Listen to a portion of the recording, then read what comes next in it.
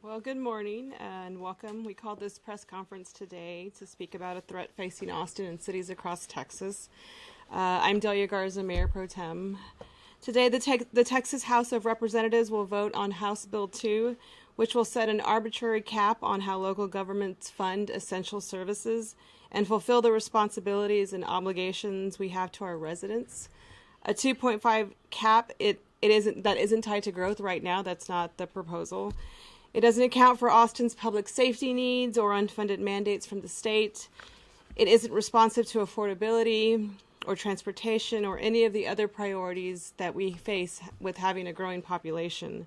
It jeopardizes our ability to fund our police and fire departments, to build roads, to keep our city healthy and beautiful, and grow our economy even at current levels.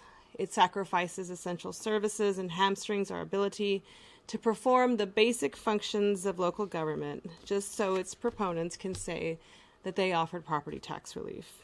That cap, 2.5, does not provide real property tax relief. In Austin, city taxes make up about 20% of a homeowner's property bill. And I'll say that again, it's about 20%. You know, I've heard a lot from our public recently. We all hear about concerns about rising property taxes, but nobody, everyone pays their property tax as a total bill at the end of the year or through an escrow account. And I encourage Austinites to look at your property tax bill and look how this would affect that number at the end of the year. School taxes, on the other hand, account for the majority of taxes on your property tax bill. Real property tax relief will happen when the legislature reforms our broken school finance system. The average Austin homeowner could save a couple of dollars per month on their property tax bill if this cap goes into effect. We just had a recent story about, we're on top of another #1 list about people wanting to move to Austin. And I know there's controversy among Austinites whether that's something that they want out there. But that being said, it shows you that Austin has been able to provide a great quality of life for Austin. And Texas is strong because Texas cities are strong. And this cap really hurts our ability to continue to offer that quality of life that has made us a #1 city. Mayor Adler joined mayors from cities, and this doesn't just affect Austin. This affects cities throughout Texas. Mayor Adler joined mayors from cities all over the state to publish an op-ed last week. The mayor of Dallas and 9 other North Texas mayors wrote in the Dallas Morning News that the cap is unworkable, both mathematically and practical.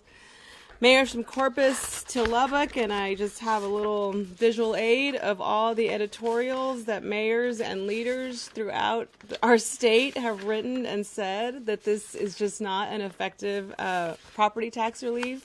Cities all over the state have spoken out about this. I guess I'll just end with, I started my career in public service as an Austin firefighter, and I've seen that's one perfect example of how we respond to growth. We have to provide these services. We have to build fire stations. And not only in building fire stations, we have to staff those fire stations. The city of Austin just passed an amazing bond that will affect my constituents in a neighborhood center in Dove Springs. Yes, bond money will pay for that building, but we have to staff it with people. What's the point of building a building if we can't put the actual services there? We hear every day from constituents about the need for more code compliance officers, the need to address our homelessness situation. And this cap, right now, just keeping everything the same, it would affect our ability just with our cost of service right now. I think we need at least 4% right now to provide. Other things that Austin has been able to do is provide autism benefits for City of Austin employees. And these are all things that can be affected if this cap is implemented. So I'm going to hand it off to Mayor Adler. Thank you, Mayor Pro Tem. I'm real proud to be standing here today with my colleagues on the council talking about House Bill 2. Knowing that we are also standing with mayors and city council members across the state. I have never seen as organic and large coalition of bipartisan mayors and city council members from across the state rise up the way they are rising up with respect to House Bill 2. House Bill 2, if it does not change, cannot be considered anything else other than a direct attack on cities. And that's what mayors and leaders are saying across the state. As Mayor Pro Tem said, if we keep our existing budget and add nothing new to it, no new programs, just maintain our existing budget, it requires a 3.8% increase. That's our nut. Those are our cost drivers. And if we have a cap that sets us at a level below that, then we are by definition and by basic math having to make cuts in our budget. The city's doing really well. The economy is really strong. Where we have challenges with housing and affordability, with homelessness, with mobility in our city, we need the opportunity to be able to act. House Bill 2, as it's written, does not exempt out public safety. It does not exempt out spending on roads. It does not exempt out the spending that we need to do to scale a homelessness pilot that was able to take half of the homeless children in our street off the streets last year. We're ready to expand that program, but that would be a new program. And the cap doesn't give us enough money to maintain the programs that we already have. I'm just proud to be here with my colleagues today. We're all going to be watching the TV to see if this legislature will actually do a 2.5% cap that has us $52 million in the deficit in 3 years, while only giving the typical taxpayer in our city tax savings of $2.70 a month. That is not a trade-off our city would make. I hope the state legislature, through the amendment process today, fixes this bill. Thank you. Thank you, Mayor and Mayor Pro Tem. I'm also very excited to stand here with my colleagues and talk about House Bill 2. You know, I really want to acknowledge the unique moment that we're in. Cities from across the state have joined together in a way that we have not seen before. I have been on the conference calls and hearing mayors from very conservative areas, from very progressive areas, join hand and agree that this is not a proposal that reflects the wide diversity amongst our municipalities. But the thing that is really important to remember for our House members and for our senators and for the governor's office, there are things that cities do that the state wants us to do. We have shared priorities that require raising revenue in order to implement. I have been at events where the governor has shared the stage with the mayor and talked about the strong economic foundation that our cities represent in Texas, including the city of Austin. We have partnered with the governor over many years to bring jobs, to bring corporate investment into our community. But rather than understand that these are long-term investments and the rules under which we are making these long-term investments matter, and as a debate, as a city, we have debated whether or not these investments continue to make sense. But the number one reason we continue to do them is you don't change the rules of the game in the middle of the game. The fact that the governor will share the stage with Austin and welcome and celebrate Apple expanding their campus here, and then the very next day seemingly change the rules on the city of Austin and how we're supposed to fund and support the quality of life initiatives that the executives of Apple themselves have acknowledged are the reason why they bring jobs to our community. Cities represent the economic engine that drives the Texas economy. This is not just about first responders, although it is about first responders. This is not just about police and fire and EMS and code enforcement, although it is about those things. And this is not just about parks and libraries and neighborhood housing and affordability and roads, although it is about those things. This is about the foundation of our economy, the strongest economy in the nation that we have right here in Austin, and one of the strongest economies in Texas is under threat under HB 2. And I hope that the House will amend or reject this proposal.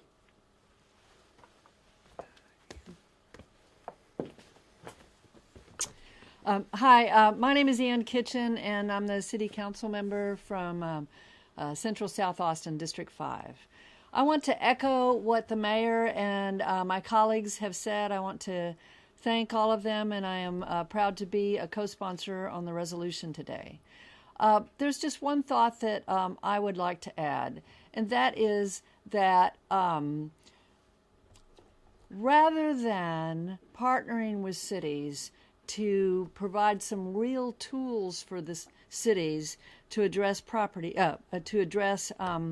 affordability and rising property taxes, our legislature has chosen at this point in time, unless they amend this bill, what they're choosing to do is go for a symbolic number, 2.5%, that will not deliver real property tax reform or real affordability for our cities.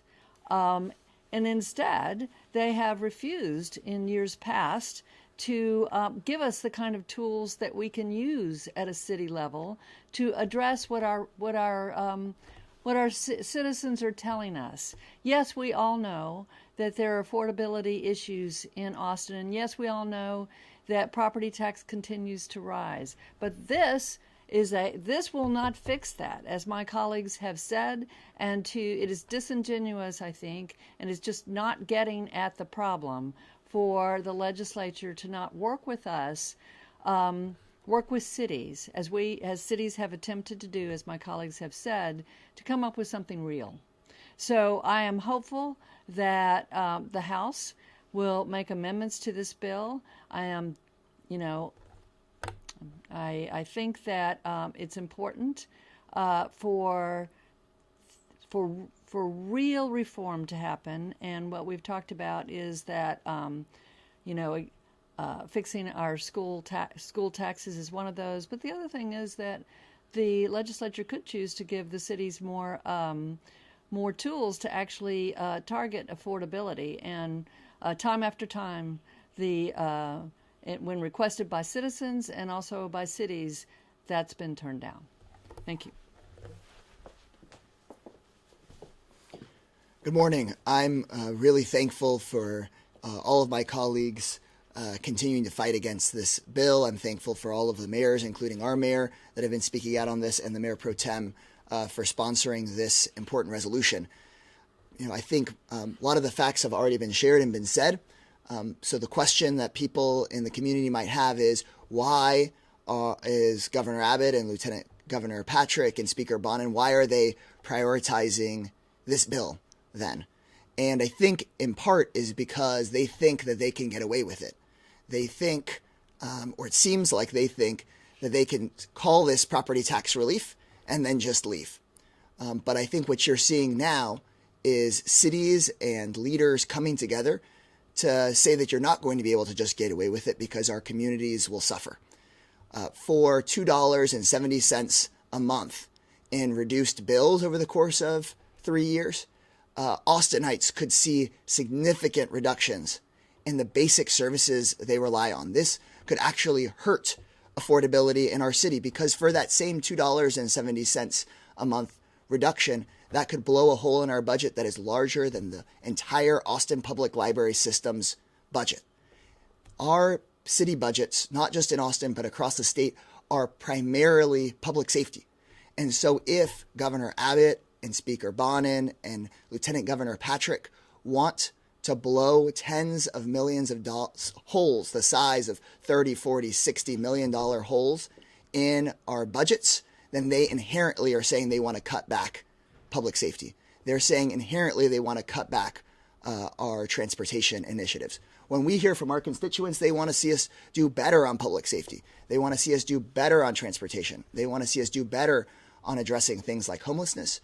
And this bill, very specifically, just by virtue of such an artificially low cap, says that we want that the governor and the lieutenant governor and the speaker want to reduce public safety, want to reduce transportation, want to reduce basic services in our community, and they think they can get away with it with a flourish by saying property tax relief, when obviously I think the vast majority of Austinites, if you talk to them, they would not agree with the governor or agree with the speaker that $2.70 in reduced bills is worth making huge cuts to things like public safety, our parks department, or our public libraries. Thanks. Those are all the prepared comments. I'm happy to take any questions for any of us since we're here. I guess a question for the mayor. You mentioned the amendment process this afternoon. In your mind, is there anything that could be done to save this from being a headache for the city?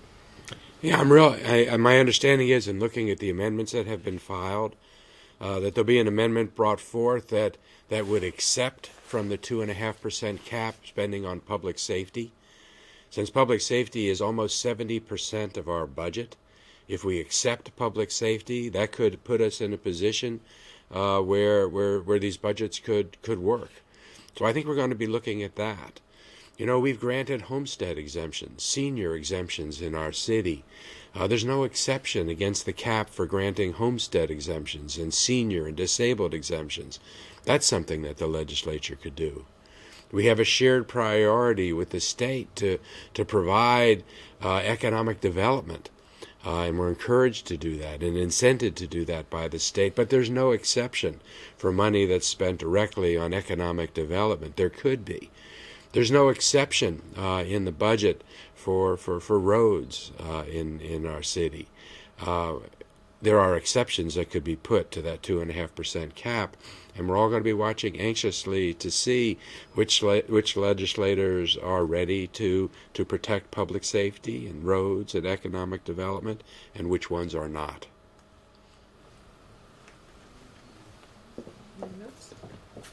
Great. Well, All right, thank you. thanks a lot. Thank you. Thank you all.